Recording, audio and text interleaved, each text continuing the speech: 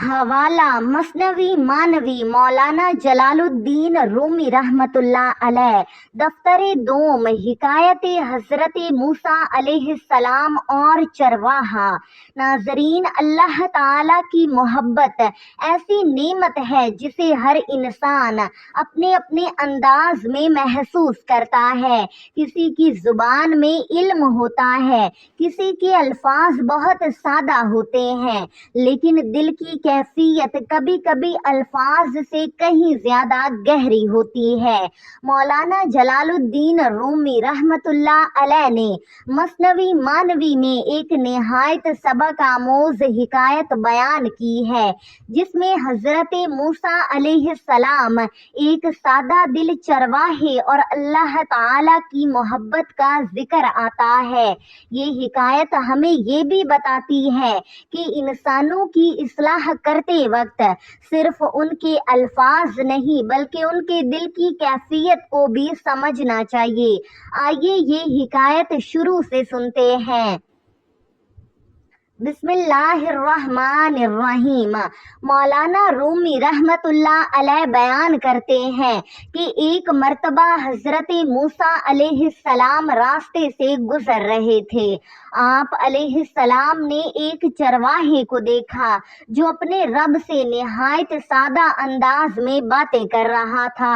وہ چرواہا کہہ رہا تھا، اے میرے اللہ، تو کہاں ہے؟ میں تیرا خادم بن جاؤں، میں تیرے لیے جوتے سی دوں، تیرے سر میں کنگھی کر دوں، تیرے کپڑے دھو دوں، میں تیری جوئیں نکال دوں، تیرے لیے دودھ لے کر آؤں۔ وہ اپنی محبت میں مزید کہتا تھا کہ میں تیرے ہاتھ چوموں، تیرے پاؤں دباؤں، جب تو آرام کرے تو تیری جگہ صاف کر دوں، میری ساری بکریاں تجھ پر قربان ہیں اور میری ہر آواز تیرے ذکر میں ہے۔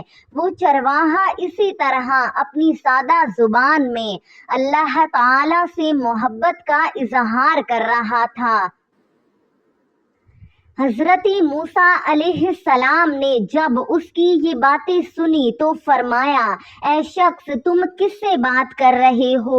چرواہے نے جواب دیا، اس ذات سے جس نے ہمیں پیدا کیا، جس نے زمین بنائی اور آسمان کو وجود بخشا۔ کلیم اللہ حضرت موسیٰ علیہ السلام نے اس کی باتیں سن کر اسے سمجھایا کہ تم اللہ تعالیٰ کے بارے میں ایسی باتیں کیوں کر رہے ہو؟ اللہ تعالیٰ جسم، لباس، جوتے اور جسمانی حاجات سے پاک ہے۔ تمہارے یہ الفاظ اللہ تعالیٰ کی شان کے مناسب نہیں۔ ناظرین کرام، حضرت موسیٰ علیہ السلام نے اسے سختی سے اپنی زبان روکنے کی تاکید کی۔ چرواہا یہ باتیں سن کر انتہائی پریشان ہو گیا۔ چرواہے نے حضرت موسیٰ علیہ السلام کی بات سنی تو وہ بہت غمگین ہو گیا۔ اسے لگا کہ شاید اس نے اللہ تعالیٰ کے بارے میں ایسی باتیں کہہ دی ہیں جو نہیں کہنی چاہیے۔ وہ کہنے لگا، اے موسیٰ علیہ السلام، آپ نے مجھے بہت پریشان کر دیا۔ میری تو سمجھ ہی نہیں آ رہی کہ اب میں اپنے اللہ سے کیسے بات کروں۔ میری زبان تو آپ نے بند کر دی۔ یہ کہہ کر وہ بہت غمگین ہوا اور وہاں سے چل دیا۔ وہ اپنے کیے پر شرمندہ تھا اور دل ہی دل میں افسوس کر رہا تھا۔ حضرت موسیٰ علیہ السلام ابھی وہاں سے واپس بھی نہ ہوئے تھے کہ مولانا رومی رحمۃ اللہ علیہ کی بیان کردہ حکایت کے مطابق اللہ تعالی کی طرف سے حضرت موسیٰ علیہ السلام کی طرف وحی آئی، تم نے ہمارے بندے کو ہم سے جدا کر دیا۔ پھر فرمایا، اے موسیٰ علیہ السلام، تم لوگوں کو جوڑنے کے لیے آئے ہو یا توڑنے کے لیے؟ اللہ تعالی کی طرف سے حضرت موسیٰ علیہ السلام کو سمجھایا گیا کہ ہر انسان کے لیے اس کی اپنی حالت اور اپنا انداز ہوتا ہے۔ کسی کے الفاظ دوسرے کے لیے نامناسب ہو سکتے ہیں مگر اس کے دل کی کیفیت مختلف ہو سکتی ہے۔ پھر اس حکایت میں یہ مضمون آتا ہے کہ اللہ تعالیٰ لوگوں کے صرف الفاظ اور ظاہری کلام کو نہیں دیکھتا بلکہ ان کے دل اور ان کی کیفیت کو دیکھتا ہے۔ حضرت موسیٰ علیہ السلام کو احساس ہوا کہ وہ چرواہا اپنی سادہ زبان میں محبت کا اظہار کر رہا تھا اور اسے سختی سے روکنے کے نتیجے میں وہ اللہ تعالیٰ سے اپنی وہ مناجات بھی چھوڑ کر چلا گیا۔ چنانچہ حضرت موسیٰ علیہ السلام چرواہے کو تلاش کرنے کے لیے نکلے۔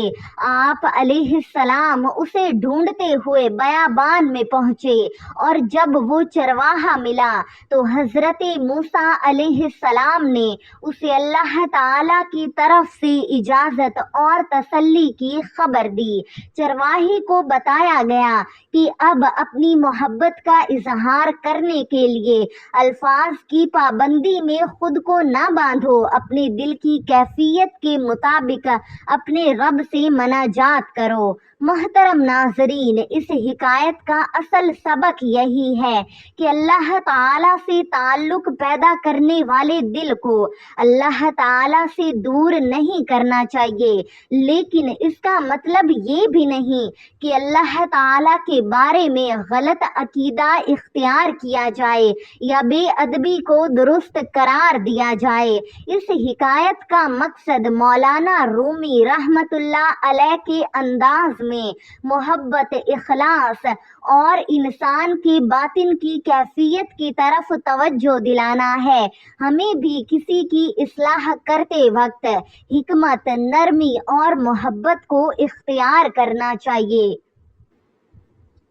یاد رکھیں، اگر کوئی شخص اللہ کی طرف آ رہا ہو تو اسے ایسی سختی سے نہ دھکیل دیں کہ وہ اللہ تعالیٰ کی رحمت ہی سے مایوس ہو جائے۔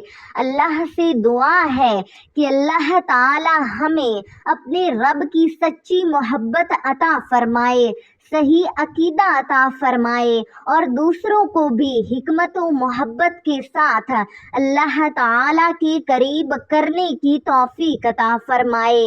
ہمیں دنیا و آخرت کی کامیابیاں حاصل کرنے کی توفیق عطا فرمائے، آمین یا رب العالمین۔ ناظرین کرام، اگر ابھی تک آپ نے ہمارے چینل کو سبسکرائب نہیں کیا تو برائے مہربانی سبسکرائب ضرور کریں اور کمنٹ میں اللہ تعالیٰ کے پیارے 99 ناموں میں سے کوئی ایک نام ضرور ٹائپ کریں۔ جزاکم اللہ خیرا کثیرا۔